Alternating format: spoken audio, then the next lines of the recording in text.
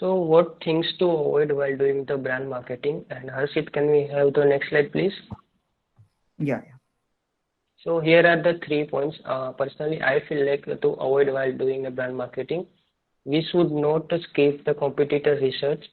We have to be consistent. We don't have to rush, and lack of the long-term vision. Whenever you think of a brand or think of a personal brand or organization, or you have an outlet on e-commerce brand, just think of a long-term vision.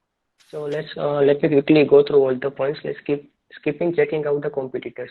Imagine creating a brand marketing strategy and rolling out your messages in form of marketing material, and only to realize that your competitor has already done a very similar thing.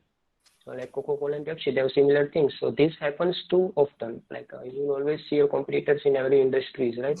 And the best and only way to avoid it is to thoroughly research what everyone else in your industry is doing before you get started. So before you define your brand and your product, do research on the competitors and do it very deeply. The second point is having inconsistent creative. So having different creative execution each time you will go to market with a different piece of communication might seem funny. So you have to stick to a one manner. You have to stick to one strategy. You don't have to change the strategy often because it will take time, but it will affect. It will slowly give you result, but it's actually confusing for audience and damage you to a brand. So stick to the consistency. For example, if you own a burger chain, you wouldn't want to post a celebrity endorsement video at the same time and an animated ad at the same time. So you are letting an actor, for example, you are letting Katrina Kaif advertise your burger, and at the same point you're also doing an advertisement, which animated advertisement on the social media. So both will not work. Stick to one thing. The same goes for the voice consistency across the channel. So you have to also stick to the voiceover. For example, in few you use the female voice and then male voice and the different male voice and different female voice. That will not work. Stick to the same voiceover too. Remember, even if you are seeing your communication and messaging hundreds of times, your audience hasn't.